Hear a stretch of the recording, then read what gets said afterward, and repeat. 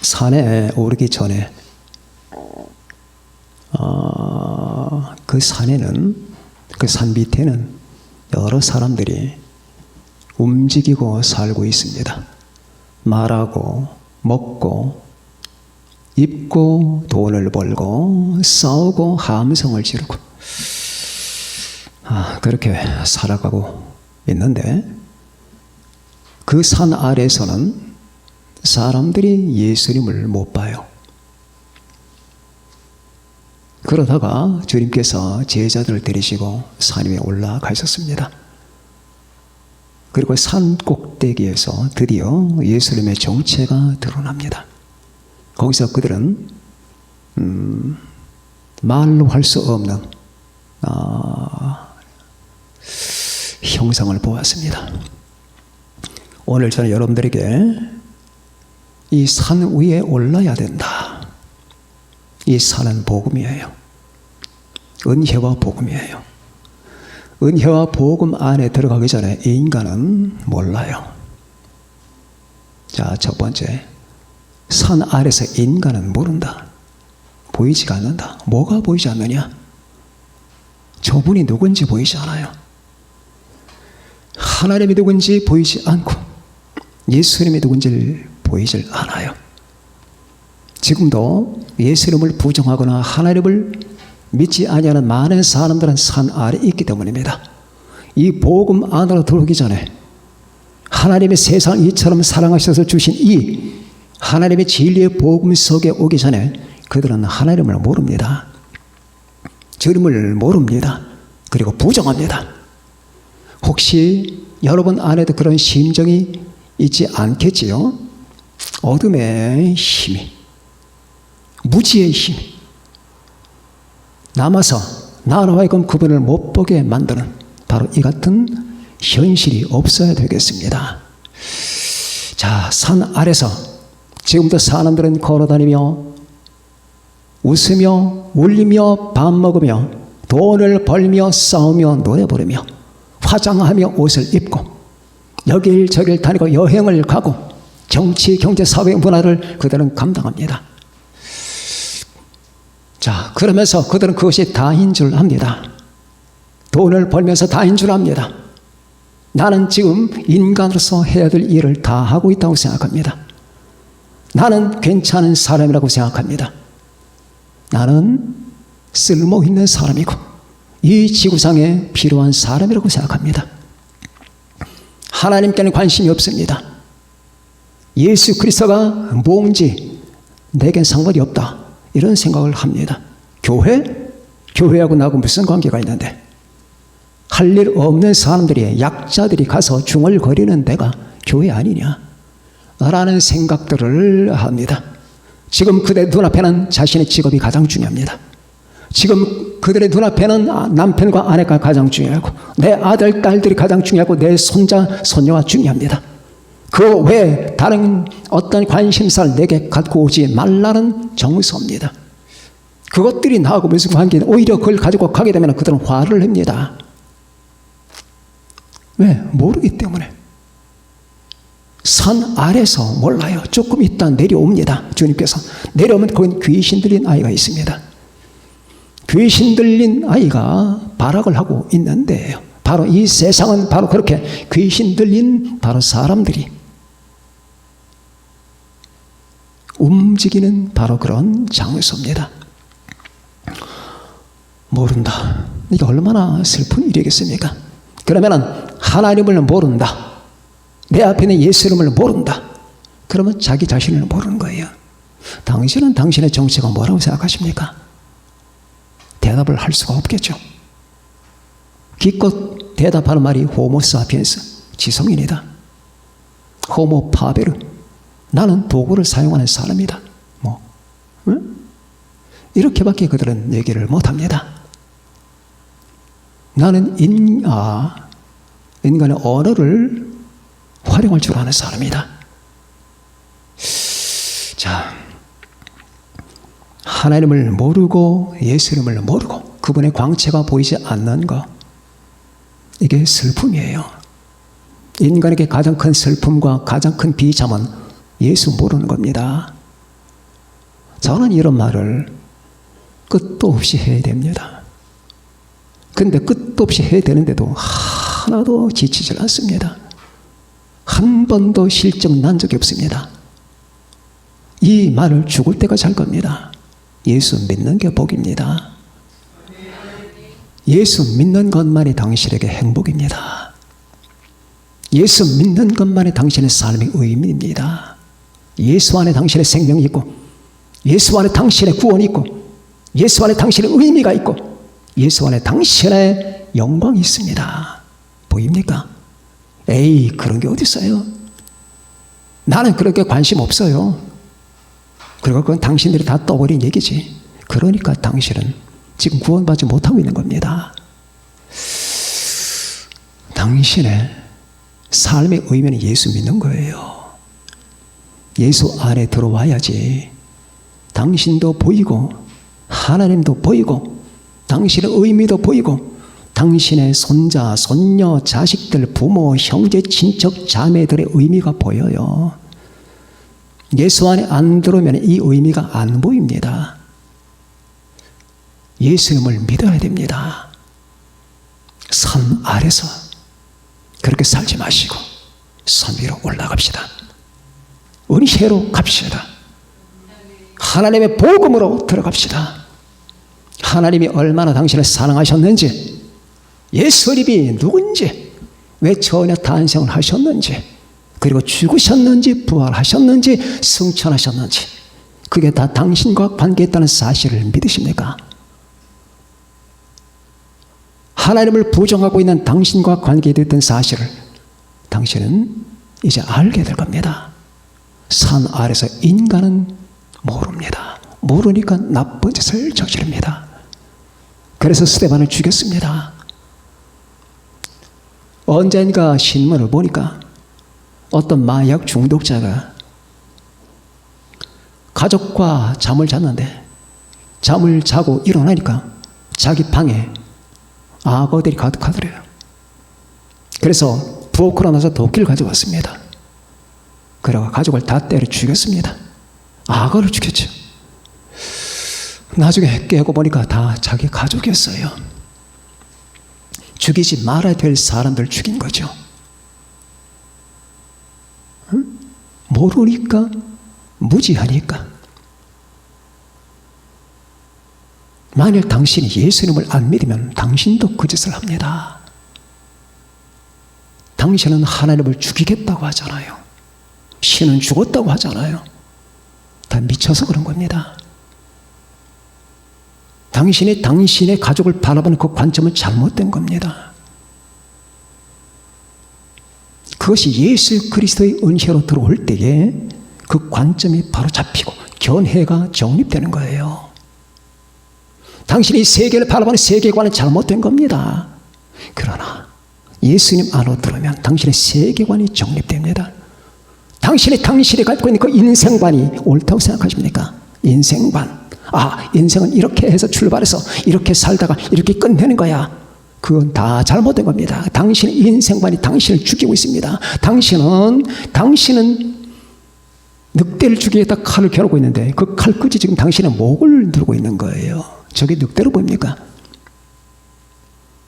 어떻게 이걸 피할 수가 있을까? 여러분, 산 위로 올라갑시다. 자, 두 번째, 산 위로 올라갑니다. 산 위에 그들은 주님을 보게 됩니다. 여기에 본문에 보니까 산 위에서 놀라운 현실이 나타나요. 구름이 덮습니다. 그리고 구름 속에서 하나님의 음성이 들립니다. 이는 내 사랑하는 아들이요 내 기뻐하는 자니 너희는 그의 말을 들으라. 첫 번째, 너희는 그의 말을 들으라. 소크라테스의 말이 아니고 공자의 말이 아니에요. 석가모니 말이 아니에요. 대학 교수들의 말이 아니에요. 너희는 그의 말을 들어라. 내 사랑하는 아들의 말을 들어라. 종교의 말을 듣지 말라. 내 아들의 말을 들어라. 네 생각의 말을 듣지 말라. 그의 말을 들어라. 오만 가지 잡생각과 공상과 관념들이 네 머릿속에 떠오르지. 그건 진리가 아니다. 내 아들의 말을 들어라. 두 번째, 그때 엘리야와 모세가 나타났습니다. 그 예수님과 모세와 엘리야가 거기서 대화를 해요. 그러다가 모세와 엘리야가 떠나갑니다. 구름이 걷힙니다. 그랬더니 다음 구절에 무슨 말이 나오느냐. 눈을 들고 보매 예수 외에는 보이지 않더라. 눈을 들고 보면은 예수님 외에는 안 보이는 거예요. 아시겠습니까? 왜 다른 게 보이느냐. 눈을 안 들고 봐서 눈을 감기 때문에 보이는 거예요.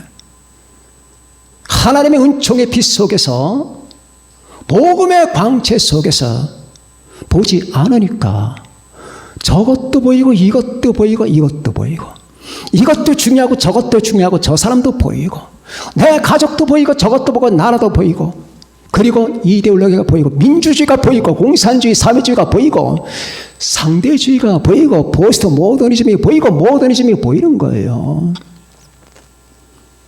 눈을 들어라. 눈을 들고 보면은 아무것도 안 보인다. 예수 외에는. 당신이 만일 예수 외에 어떤 걸 보고 있다면 당신은 구원에서 먼 상태다. 예수가 보이느냐? 난 이것도 중요한데, 저것도 필요한데, 나는 연애도 해야 되고, 돈도 벌어야 되고, 사업도 해야 되고, 사랑도 좀 해야 되고, 출세도 좀 해봐야 되고, 집도 지어봐야 되고, 차도 바꿔야 되고, 집을 다 바꿔야 되고, 나는 정말 내 가족을 잘 이끌어야 되고, 내 평생 동안에 내가 그래도 할 일이 좀 있잖아요. 그런 게 다 보입니다. 얼마나 중요한 게 많은지. 나는 정말 예수님께 마음을 두거나 신앙생활을 할 만한 여력이 없네요. 그럼 당신은 죽은 사람입니다. 눈을 감았기 때문입니다. 눈을 뜨면은 아무것도 안 보여요. 이 아이러니를 이해합니까? 눈을 감으면 다 보여요. 눈 뜨면 하나밖에 안 보여요. 예수 그리스도 외에는. 눈을 들고 보니 예수 외에는 보이지 않더라. 그래서 예수는 나의 모든 것이에요. 예수는 여러분의 모든 것입니다. 도대체 뭐가 모든 것이냐? 이 말을 사람들이 잘 몰라요. 예수 그리스도는 나의 모든 것이다. 이게 뭐냐? 자, 고린도 후서 4장 3절에 보면 이런 말이 나옵니다. 만일 우리의 복음이 가리었으면 망하는 자들에게 가려진 것이라. 만약 이 복음의 진리와 광채가 가려졌다면 멸망하는 사람에게 가려진 것이다. 그러니까 여기에 관심이 없는 거예요. 만일 우리의 복음이 가렸으면 망하는 자들에게 가려진 것이라.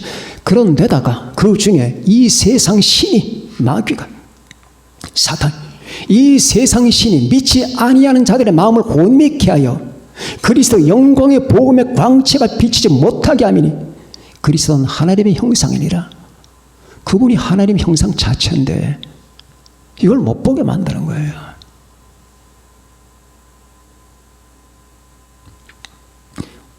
자, 그 다음 구절이 우리는 우리를 전파하는 것이 아니라 오직 그리스도 예수의 주 되신 것과 예수를 위하여 우리가 너에게 종된 것을 전파함이라. 어두운 데 빛이 빛이라 말씀하셨던 그 하나님께서 예수 그리스도의 얼굴에 있는 하나님의 영광을 아는 빛을 우리 마음에 비추셨느니라. 이겁니다. 여러분들이 예수 그리스도의 얼굴을 딱 보는 순간에 거기에 바로 하나님의 영광이 임재했다는 사실을 보지 못한다면 그 사람의 계시는, 그 사람의 시야는 한참 돌아가야 되죠. 저분이 곧 하나님이다. 이걸 보는 데까지 가야 됩니다. 오늘 이 본문에서 이 변화산에서 그들에게 주님의 이 본질이 계시가 된 거예요. 주님의 본질이. 자, 여러분의 마음과 제 마음속에 지금 뭐가 있나 봅시다. 그 자리에 앉아있는 여러분들에게는 각자의 생각이 있을 겁니다. 다시 말하지만은 지금 내게는 이런 것도 중요하고 저런 것도 해야 되고 이런 관심도 있고 이런 의무도 내게 있고 집에 가면 이걸 해야 되고 저걸 해야 되고 할 것들이 있겠지만은 그러나 여러분의 이 존재 전체 속에서 이 초점과 목적은 주님 한 분이어야 돼요. 그분만이 보이느냐 그 말이에요. 자, 다시 한번 여러분과 제가 이 영적인 이 실태를 한번 조사해 봅시다. 눈을 들고 보면 그분 외에는 아무것도 없더라. 야, 이런 아이러니가 어딨느냐. 이게 장님이 아니냐. 눈을 감고 눈을 내리깔면은 이 세상 것들이 다 보여. 그러나 눈을 들고 보면 예수 외에는 없더라. 이게 바로 영적인 아이러니란 말이에요. 패러독스예요. 정말로 눈이 뜬 사람은 주님밖에 안 보여요. 정말로 눈이 뜬 사람은 그분이 나의 모든 것, Jesus Christ, my everything. 나의 모든 것입니다. 그러면 뭐가 어떻게 나의 모든 것 되나 봅시다.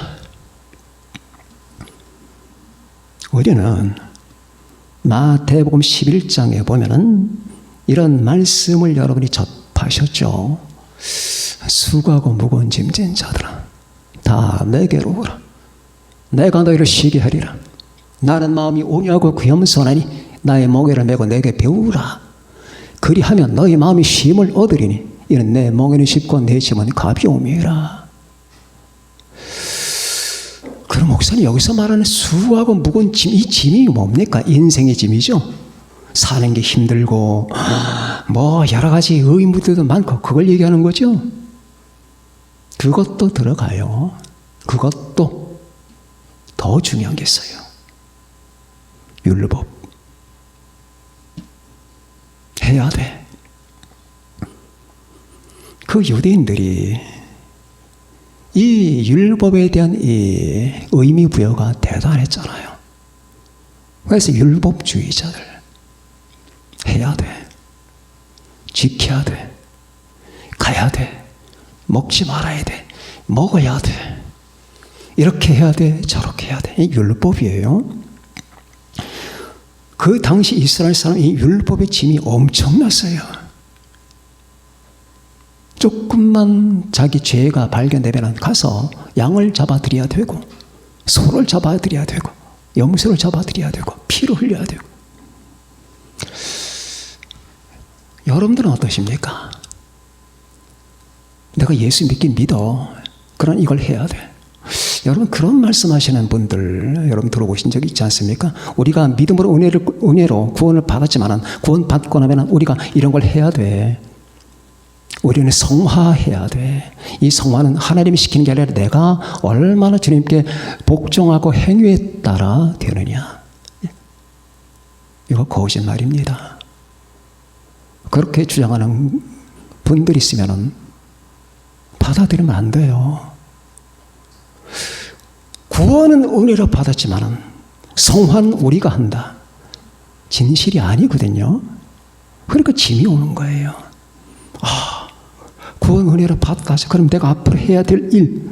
구원까지는 좋았지만은 저 산 넘어 꼭대기까지 가야 되는 길이 너무나 험난하구나. 나는 약한데, 나는 불완전한데 어떻게 내가 하나님의 거룩한 뜻을 이루어 드릴까? 내가 성화를 이루지 못하면은 심지어 구원까지 뺏긴다고 했지? 이 무슨 아이러니입니까? 우리가 그렇게 많던 죄, 하늘보다 많던 죄를 주님의 피로 구원받았는데 이렇게 구원받은 자가 그 많은 죄사함을 받아 구원받은 자가 이것저것 조금 주님께 뭔가 안 했다고 구원을 뺏긴다고? 이건 뭐와 같으냐면은 엄마가 10달 동안 임신을 해서 아이를 낳았어. 그렇게 힘들게 고생했는데 고생을 했어. 그래서 낳았어. 그래서 걔가 이제 초등학교에 들어갔네. 학교에 숙제를 내줬어.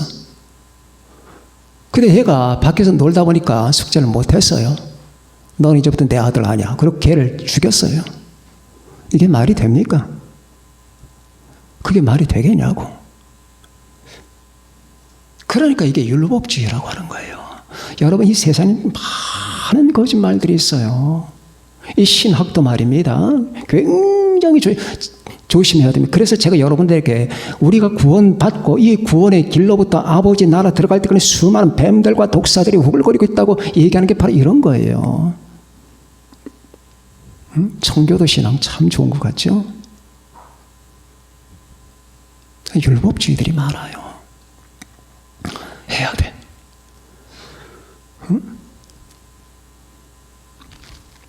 구원은 은혜로 받았지만 네가 이걸 안 하면 구원을 뺏기거나 하나님께서 이놈하신다. 축복 못 받아. 그래서 이 한국교회가 아주 많이 시름을 토하고 있습니다. 그거 아니에요. 그러니까 나에게 와라. 내가 쉬게 하리라 그 말이에요.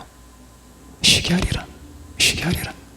그러면 목사님 우리가 아무렇게 살아도 된단 말입니까? 그것도 아니에요. 지금 당신에게 필요한 것 그건 예수입니다. 나는 선행이 필요한 게 아니라 예수가 필요합니다. 나는 거룩함이 필요한 게 아니라 예수가 필요합니다. 나는 종교가 필요한 게 아니라 예수가 필요합니다. 너희는 하나님으로부터 나서 그리스도 예수 안에 있고 예수는 하나님으로부터 나와서 우리에게 지혜와 의로움과 거룩함과 구원함이 되셨으니 그럼 뭡니까? 예수님이 우리에게 구원 자체가 된단 말이에요. 내가 구원을 위해서 뭔가 몸부림치거나 제사를 쓰는 게 아니라 그분이 구원이 된단 말이에요. 내가 거룩하기 위해서 막 몸부림을 치고 오늘도 하지 말아야 될 것과 할 걸 가려가면서 땀을 뻘뻘 흘려대가면서 기도를 하루에 몇 시간 해가면서 그게 거룩함이 아니라 내 예수님이 내 거룩함이란 말이에요. 무슨 말인지 아십니까? 예수님과 연합이 되어 있다면 나는 저절로 거룩하게 돼. 그래서 우리 짐을 내려놓는 거예요. 짐을. 구원? 구원을 받으면 이렇게 해야지 저렇게 해야지. 여러분 어떤 신학은 말이에요. 회심의 단계가 있어. 회심의 단계. 구원의 단계. 구원은 은혜로 주시는 거야. 그러나 그 은혜에 도달하기까지는 네가 해야 될 게 있어 하고 회심의 단계, 회개 단계가 있어. 이거 회개 단계가 더 미치도록 힘들어. 이거 다 거짓말이에요. 사람을 올가매는 죄들입니다. 왜 인간에게 거짓말을 해대가면서 사람을 못 살게 구냐고. 다 거짓말이에요. 믿으면 안 돼요. 회심의 단계 같은 게 없어요. 지금 회심하면 되는 거지. 거듭나면 1초도 안 걸릴 수가 있어요. 회심의 단계가 어디 있냐고. 내가 지금 예수 믿고 그분 앞에 엎드려 주여 날 용서해 달라 기도하면 되는 거지. 무슨 놈의 단계가 있냐고. 이렇게 해서 사람을 막 옥죄고 올가면 이 모든 것들을 다 끝내버리는 거예요. 그래서 우리는 예수님을 필요로 하는 거예요. 오 주여 내게는 도덕이 필요한 거 아닙니다. 도덕. 그래 도덕 좋지. 여러분 도덕주의자가 되면 안 됩니다. 도덕주의자가 되는 순간에 강도가 됩니다. 도덕은 좋은 거예요. 주의자가 이즘은 아니에요. 자 도덕 착하게 해야 돼. 예수 믿었잖아. 그럼 너는 이제 예수님 믿는 사람답게 남들에게 정직하고 친절하고 깨끗하게 살아야 돼. 맞아. 맞는데 그게 의무로 해서는 안 된단 말이야. 이거는 자동 발생이야. 발생. 자동 발생이야.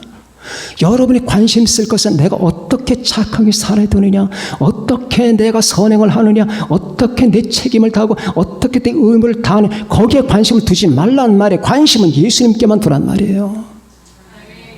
예수님과 나와의 관계만 관심을 두면 되는 겁니다. 그러면은 내 안에 계신 그 주님으로부터 말미암아 열매가 나타나는 거예요.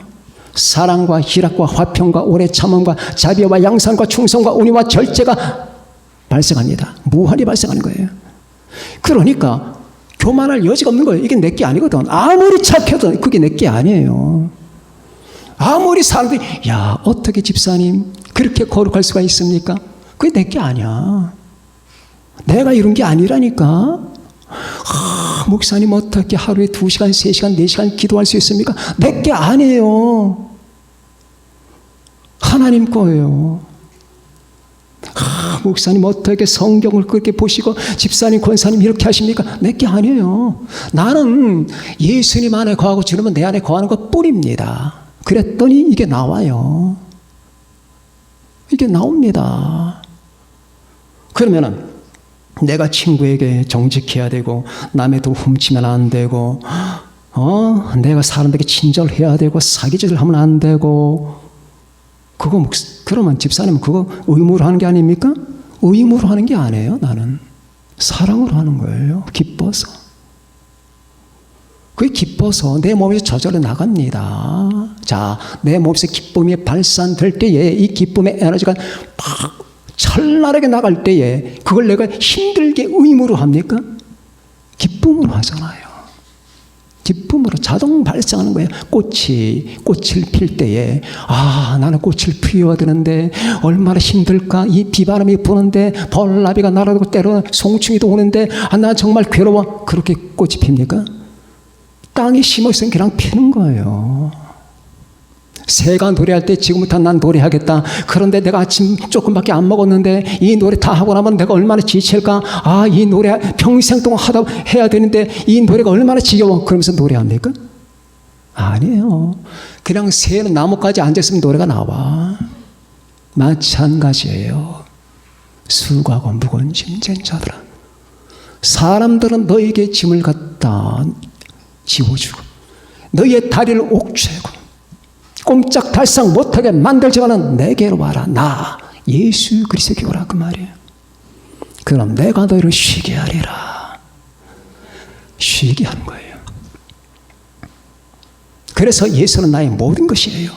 그는 나의 구원이고 예수는 나의 생명이고 예수는 나의 거룩함이고 예수는 나의 지혜고 예수는 나의 의로움이에요. 의롭게 행동을 해서 의로운 게 아니에요. 이 세상에 그런 사람은 없어요. 예수 그리스도 그분의 의를 내가 받아들이면 내가 의로워지는 거예요. 예수님이 자체가 의예요. 예수 그리스도 자체가 의로움이에요. 여러분과 나에게 필요한 것은 율법이 아니라 예수 그리스도입니다. 여러분과 나에게 필요한 것은 거룩함이 아니라 예수 그리스도입니다. 여러분과 나에게 필요한 것은 의무가 아니라 예수 그리스도입니다.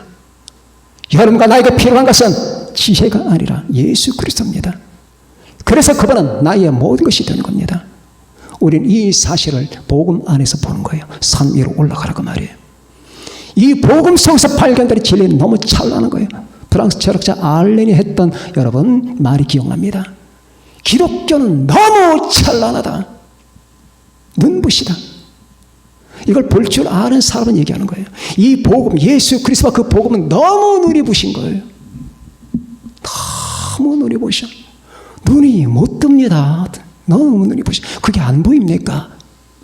예수 그리스도와 그 안에 있는 그 복음은 너무 눈부셔요.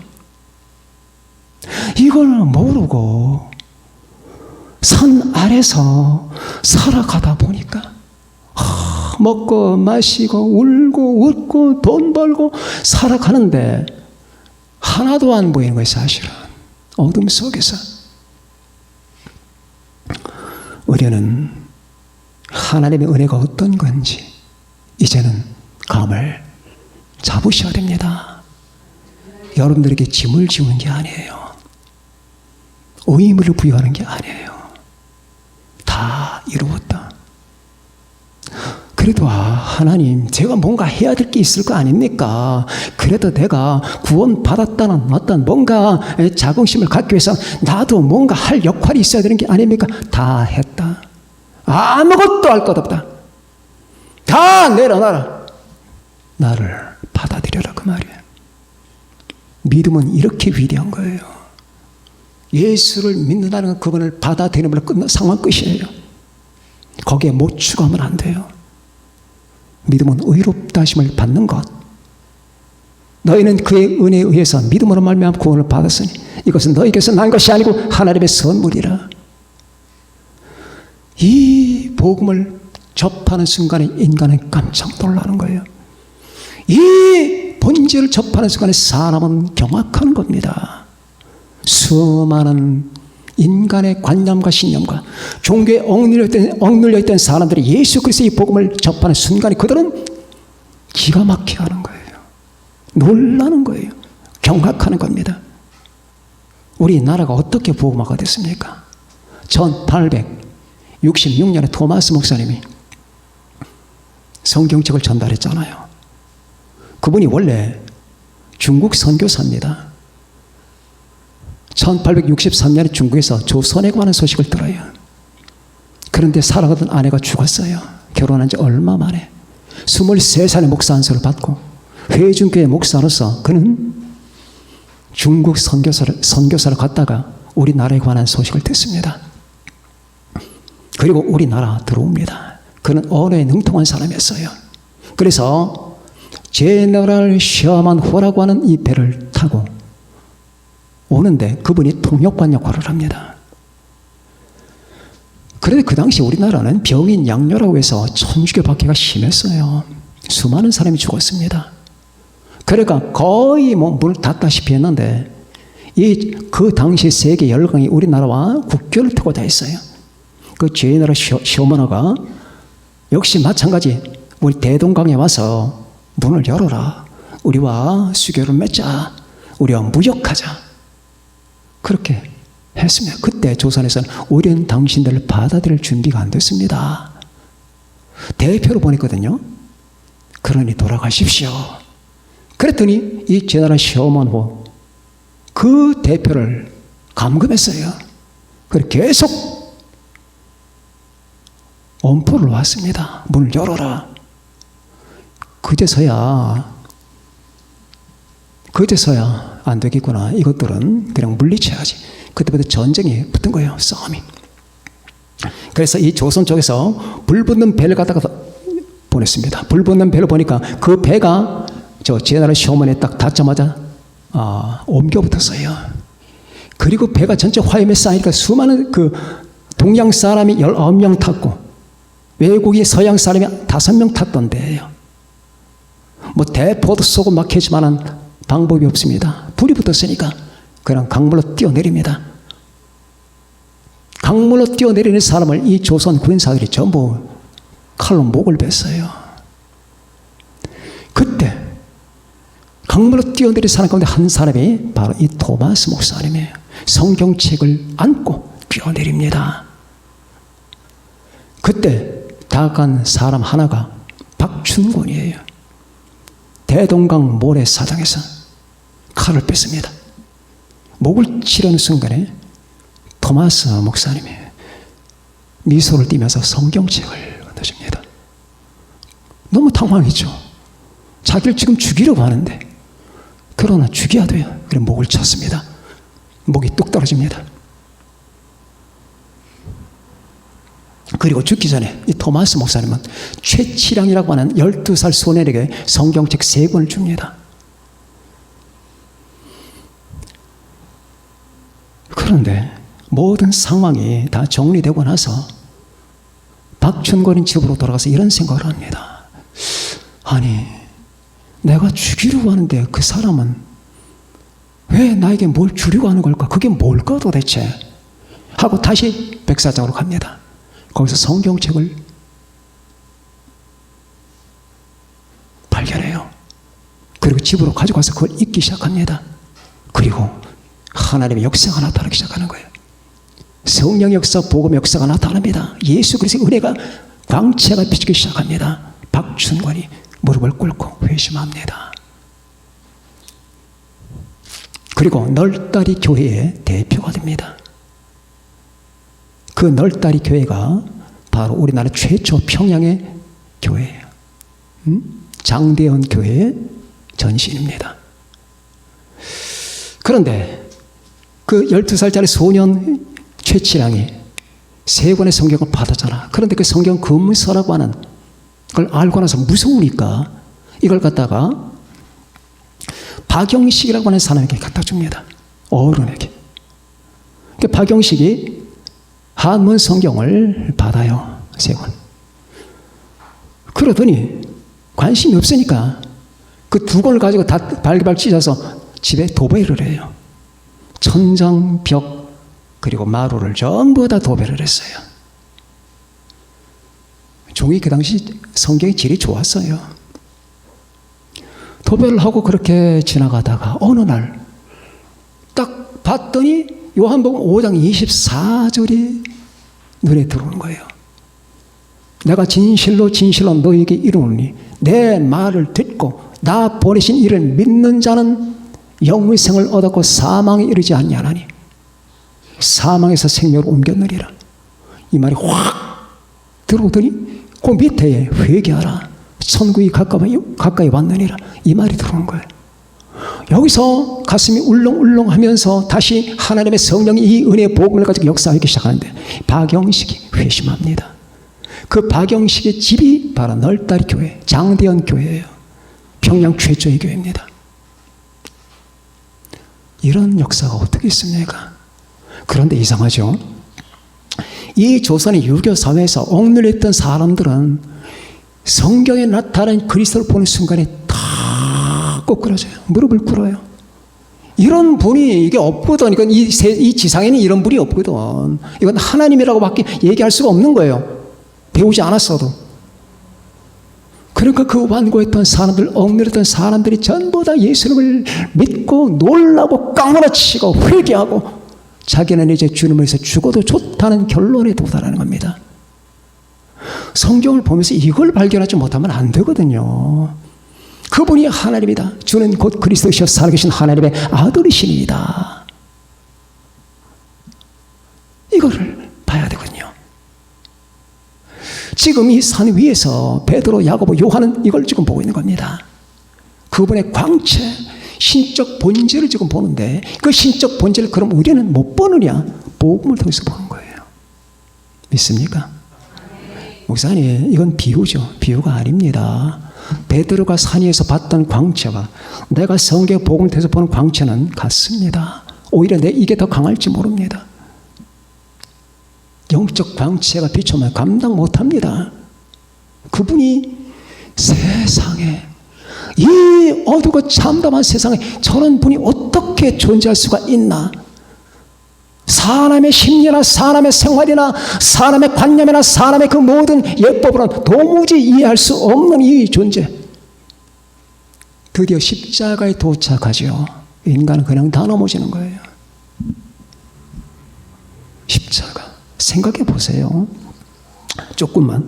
여러분 주변의 사람들 생각해 보십시다. 이 사람, 저분, 그분. 그 우리나라 정치인들을 보십시다. 저분. 역대 사람들 전 세계를 보십시다.